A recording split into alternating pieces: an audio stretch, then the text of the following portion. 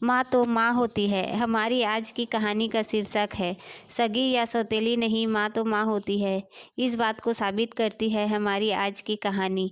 आशा की तबीयत अचानक खराब हुई तो उसे हॉस्पिटल ले गए।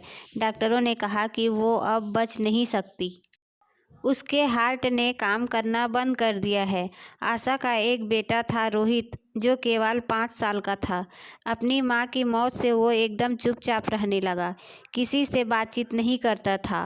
रोहित के पापा को उसकी बड़ी चिंता होने लगी।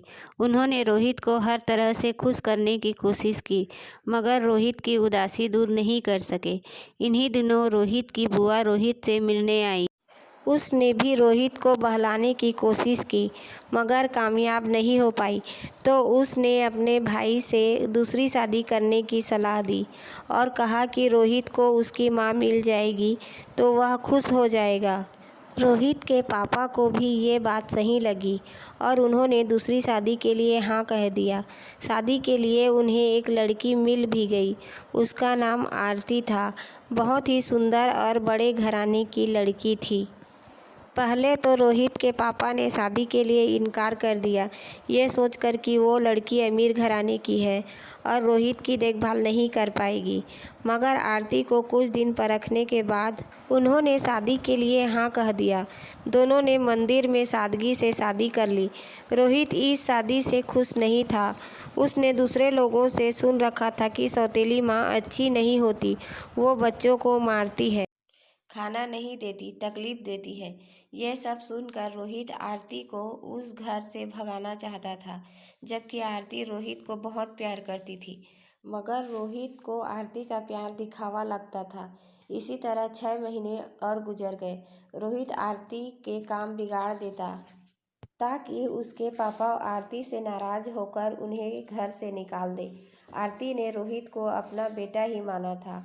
उसने और कोई संतान न लेने का फैसला कर लिया, मगर रोहित को ये सब दिखावा ही लगता।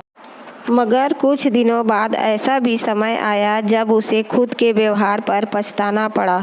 एक दिन रोहित के पापा को किसी काम से शहर के बाहर जाना पड़ा, तो उस दिन रोहित और आरती ही घर में थे। उसी रात उसके घर पर डाकुओं का हमला हुआ।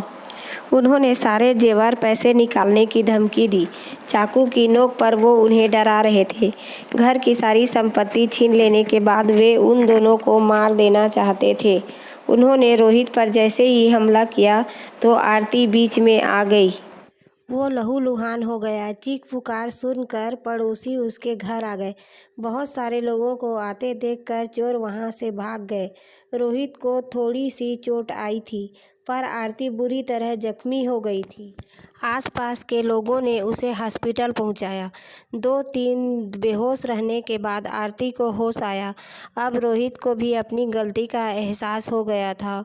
वो आरती के पास आया। तब तक उसके पापा भी आ चुके थे। रोहित ने आरती से माफ़ी मांगी।